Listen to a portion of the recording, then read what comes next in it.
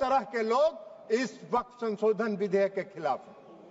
एक वैसे लोग जो अपने वोट के लिए धार्मिक मामलों का इस्तेमाल करते हैं, वो इसके विरोध में हैं। दूसरे वैसे लोग हैं जिनका इस पर वक्फ पर कब्जा था, वो अपने कब्जे को चंगुल से जाते हुए देखकर आज इसके विरोध में खड़ा है। सेकुलरिज्म की आपकी परिभाषा है समाज को वोट के लिए बांटो, भावना की राजनीति करो और वोट लेके देश पर राज करो और राज करो, यह आपका सेकुलरिज्म का परिभाषा है। माननीय सदस्य श्री राजीव रंजन जी।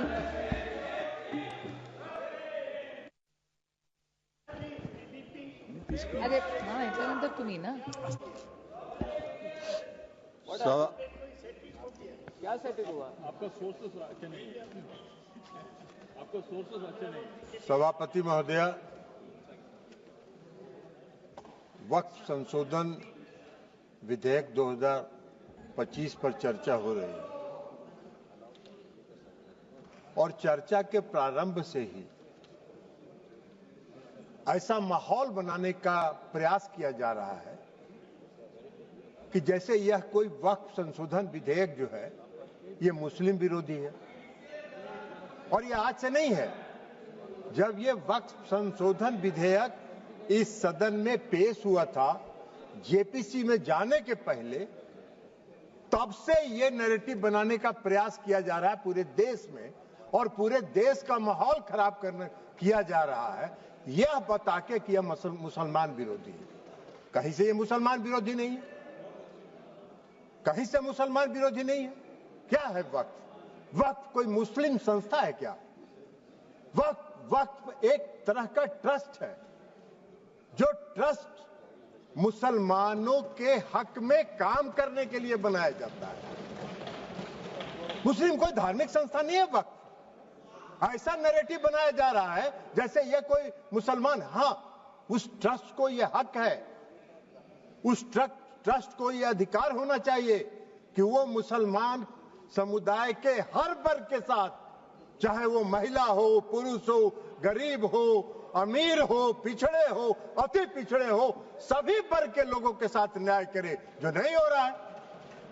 क्या है वक्फ? वक्फ तो एक धार्मिक संस्था नहीं है, विनियामक है और प्रशासनिक निकाय है जो मुसलमानों के हक के लिए काम करती है। आज उसको नैरेटिव बनाया जा रहा है। क्यों नैरेटिव बनाया जा रहा है? आप मोदी जी को कोस रहे हैं। अरे भाई, मोदी जी का चेहरा अगर आपको पसंद नहीं आता है तो मत देखिए मोदी जी की तरफ, उनके अच्छे काम का प्रशंसा करिए, यही काम करिए। लेकिन मोदी जी ने जो आज काम किया 2013 में, जो आपने पाप किया था, उस पाप को समाप्त करके आज मोदी जी ने पारदर्शिता लाने का काम उसमें किया है। आपको क्या दिक्कत हो रहा भाई? हाँ, ये अलग बात है कि आपको मोदी जी पसंद नहीं है तो नहीं है, तो मत रहे, लेकिन देश की जनता मोदी जी को पसंद करती है और इसलिए मोदी जी पारदर्शिता के साथ समाज के हर तबके के लिए काम करने का काम करते हैं। ये पाप आपका है और आपके उस पाप को आज मोदी जी ने आपके चंगुल से, उस गिरोह से निकाल के आम मुसलमानों की तरफ उसको फेंक दिया है उसके काम करने के लिए। तो ये आपको खराब लग रहा है? क्यों खराब लग रहा है भाई? ये खराब लगने की कोई चीज तो है नहीं। आप मुसलमानों के कल्याण के विरोधी हैं क्या? आप मुसलमानों के कल्याण के लिए अगर मोदी जी ने कोई काम किया तो उसकी प्रशंसा करनी चाहिए थी। लेकिन आपको आज क्या है? आज इस देश में दो तरह के लोग इस वक्फ संशोधन विधेयक के खिलाफ हैं। एक वैसे लोग जो अपने वोट के लिए धार्मिक मामलों का इस्तेमाल करते हैं, वो इसके विरोध में हैं और वो इसके विरोध में माहौल खड़ा कर रहे हैं। और दूसरे वैसे लोग हैं जिनका इस पर वक्फ पर कब्जा था, वो अपने कब्जे को चंगुल से जाते हुए देखकर आज इसके विरोध में खड़ा है। क्या है भाई? क्यों विरोध कर रहे हैं भाई? इस संशोधन के विरोध का क्या कारण है? कोई कारण नहीं है। वक्फ का जो पूरा कार्यकलाप है, वक्फ का जो पूरा वर्किंग है, उस वर्किंग में तो कहीं से इस संशोधन में हस्तक्षेप करने का कोई अधिकार नहीं है। लेकिन अगर वक्त के कार्यकलाप में हम कोई हस्तक्षेप नहीं कर रहे हैं, लेकिन हम वक्त का जो आमदनी है वह आमदनी सही मामलों में मुसलमानों के लिए खर्च हो, इस पर नजर रखने के लिए हम इसमें संशोधन लेके आए। आपको क्या दिक्कत नजर आ रहा है इसमें? इसलिए कि आपको लग रहा है कि नजर में तो आप चढ़ जाएंगे, नजर में तो आपके चढ़ जाएंगे, अब आपका वो चलेगा नहीं जो गिरोह आपका कब्जा में था।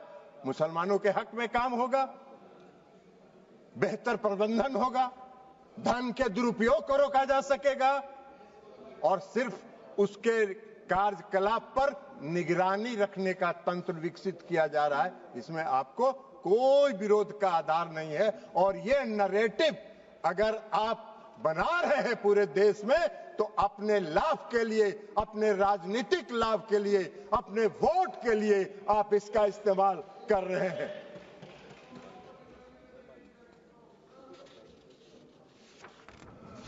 सभापति महोदया, इस संशोधन से क्या होगा? इस संशोधन से सबसे बड़ा फायदा क्या है? आज मुसलमान समुदाय के अंदर, यह नैरेटिव तो आप बना नहीं रहे हैं, मुसलमान समुदाय के अंदर पसमानदा समाज के भी लोग हैं। आप जरा बताइए हमको, पूरे देश भर का उदाहरण देके बताइए कि पसमानदा समाज का वक्त पर कोई है, वक्त में उसका बेचारे का कोई शे है? कितनी बड़ी आबादी है पसमानदा समाज की, उसका कोई शे है? आप पूरे देश में, आपके नेता, कांग्रेस पार्टी के नेता पूरे देश में चिल्ला चिल्ला के कह रहे हैं जातीय गणना कराइए, जनगणना कराइए। तो कराइए, तो मुसलमान के पसमानदा के आप खिलाफ कहां हैं? अगर उनको हक दिया जा रहा है और उनको अधिकार दिया जा रहा है। आपको बता देते हैं, आपको बता देते हैं, आपकी सेकुलरिज्म की एक कांग्रेस पार्टी के एक नेता का कल हम देखे अखबार में एक बयान छपा हुआ है कि जेडीयू सेकुलर पार्टी है, उसको देखना है। अरे जेडीयू को और नीतीश कुमार को आपके सेकुलरिज्म के सर्टिफिकेट की आवश्यकता नहीं है, उसकी आवश्यकता नहीं है। आपको हम एक बात बता देते हैं, सेकुलरिज्म की आपकी परिभाषा है समाज को वोट के लिए बांटो, भावना की राजनीति करो और वोट लेके देश पर राज करो और राज करो। यह आपका सेकुलरिज्म का परिभाषा है। नीतीश कुमार जी का और जेडीयू के सेकुलरिज्म की परिभाषा है कि बिना कोई विवाद किए हुए काम करो, समाज के हर वर्ग के लिए काम करो। आपने तो इस देश में बहुत दिन शासन किया। आपको एक मिनट सुनिए जयप्रकाश जी, आपको बता देते हैं, बिहार में नीतीश कुमार जी 20 साल से बिहार के मुख्यमंत्री हैं। आजादी के बाद से आपने कब तक शासन किया? कांग्रेस पार्टी ने बिहार में कब तक शासन किया? आजादी के बाद से नीतीश कुमार जी ने 20 वर्षों में मुसलमानों के हक में जो काम किया, आजादी के बाद से आज तक नहीं हुआ। क्या हुआ? मुसलमानों के लिए नीतीश कुमार जी ने तालमी मरकज बनाया, हुनर योजना चलाई। भागलपुर दंगा हुआ था, किसके राज में हुआ था? वेणुगोपाल जी, आपके राज में हुआ था। क्या न्याय किया था आपने मुसलमानों के लिए? नीतीश कुमार जी ने एनडीए के राज में भागलपुर के दंगा पीड़ितों को न्याय देने का काम किया। यह काम नीतीश कुमार जी ने किया। आपका सेकुलरिज्म की क्या परिभाषा है? नीतीश कुमार जी ने पूरे बिहार के कब्रिस्तान की घेराबंदी करा दी। आप तो आजादी के बाद से इतना दिन शासन किए, कौन सा काम आपने किया बिहार में और मुसलमानों के हक में, ये बता दीजिए।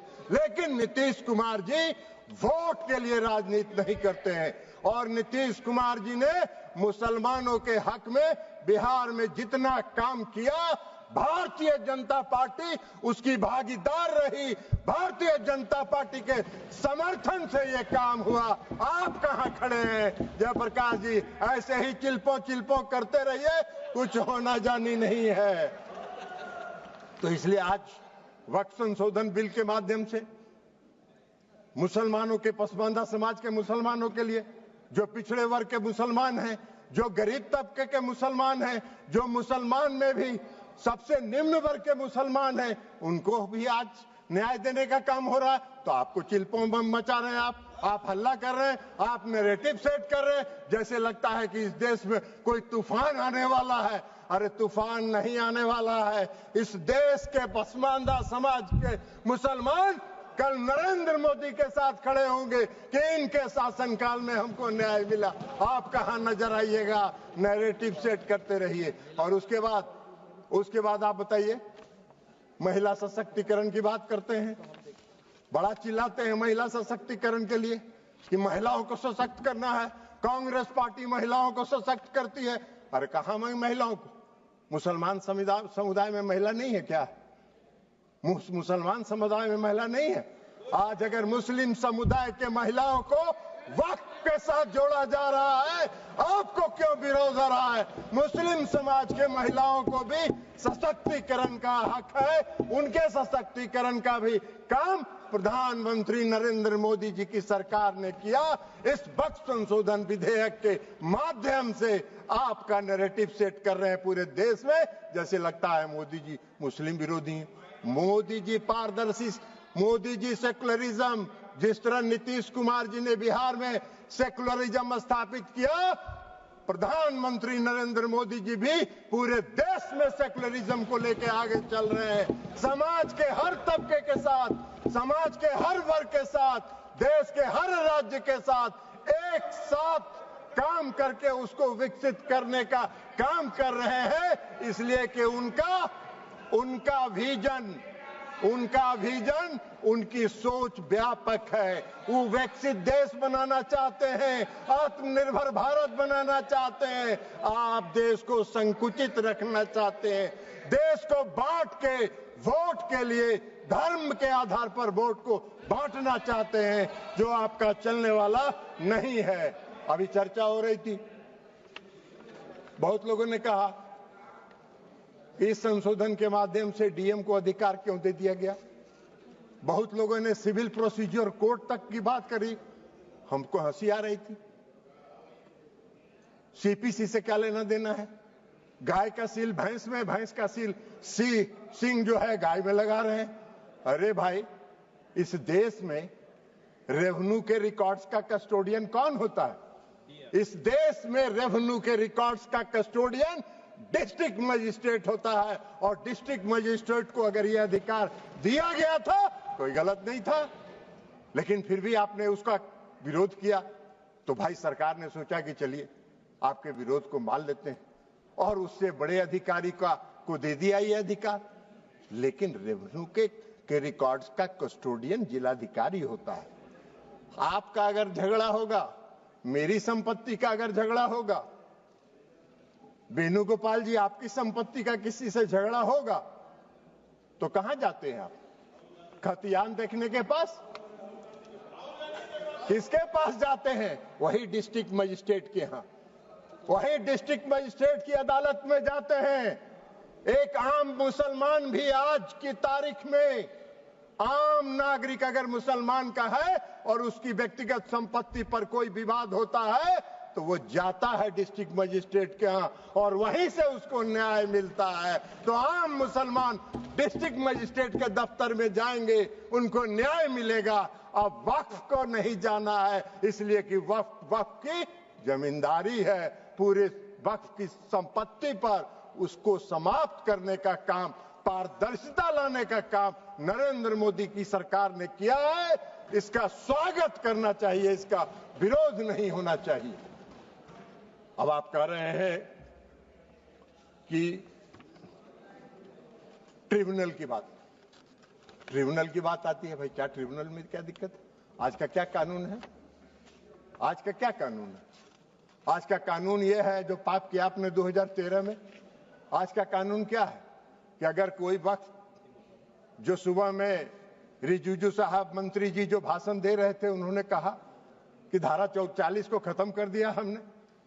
बड़ा बहुत अच्छा, धन्यवाद के पात्र हैं किरेन रिजिजू साहब जी। इन्होंने सुप्रीम कोर्ट की बिल्डिंग को, राष्ट्रपति भवन की बिल्डिंग को, लोकसभा की बिल्डिंग को बचा लेने का काम किया, नहीं तो कल कह देता कि ये भी मेरा वक्त का संपत्ति है। भाई आपका कौन सा कानून है इस देश में? इस देश में ऐसा कहीं कानून होता है? कोई प्रजातांत्रिक, हम आजादी के बाद से इतने दिनों से इस देश को चला रहे हैं, कौन सा इस देश में ऐसा कानून है कि वक्फ ने जिस पर रख दिया हाथ वक्फ की संपत्ति हो गई? अभी सेकुलरिज्म के इनके सहयोगी हैं, जिनके आजकल वेणुगोपाल जी जिस पार्टी जो है जिसकी पिछलग्गू बनी हुई है, आज उनका भी वायरल हो रहा है। इसी लोकसभा में उनका दिया हुआ भाषण वायरल हो रहा है, जिन्होंने कहा है कि पूरे डाक बंगला चौक को पटना के वक्फ वालों ने कब्जा करके रख लिया है, सख्त कानून बनना चाहिए और उन लोगों को विदा करना चाहिए। तो यही तो आपका है, यही आपका है, वायरल है। जरा बाहर निकल के वेणुगोपाल जी देख लीजिए, नहीं हो तो बोलिएगा हम भेज देंगे, मेरे पास भी है, हम भी भेज देंगे आपको, देख लीजिएगा। तो आप वक्फ की संपत्ति को अगर आज समाप्त कर दिया उस धारा को, तो बड़ा बढ़िया काम किया। हम धन्यवाद देते हैं रिजिजू साहब के, जिन्होंने इस देश को बचा लिया और इस देश के कई लोगों को इस शिकंजे में फंसने से बचा लेने का काम इन्होंने किया है, इसलिए हम उनको धन्यवाद देते हैं। अब ट्रिब्यूनल की बात है। ट्रिब्यूनल का क्या था भाई? कल इस कानून के तहत ट्रिब्यूनल में जाइए, ट्रिब्यूनल में जाके आप साबित करिए कि वक्फ का संपत्ति नहीं है, ये मेरा संपत्ति है, और उसको 5 साल तक 10 साल तक ट्रिब्यूनल सुनता रहेगा, और एक बार ट्रिब्यूनल फैसला दे दिया कि वक्फ वाले सही है, आप फिर कहीं नहीं जाइए, फिर उसी में रिवीजन फाइल करिए। यही तो आज का कानून था, जिसको खत्म करके इस सरकार ने पारदर्शिता लाने के लिए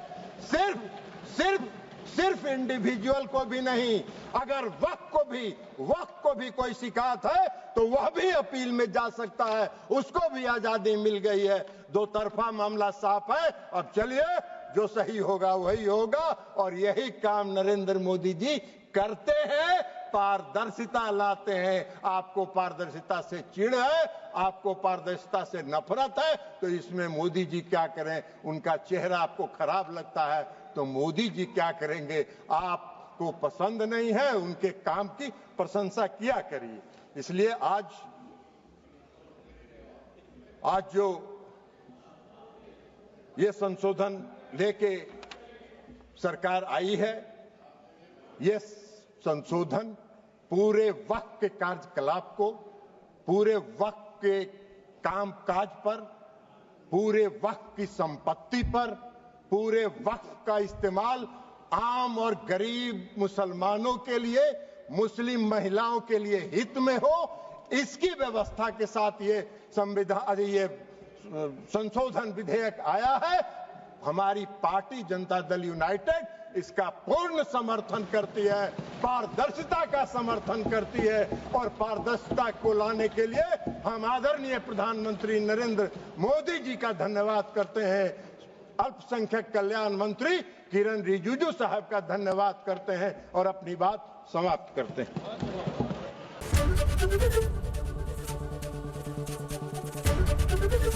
एबीपी गंगा, खबर आपकी, जुबान आपकी।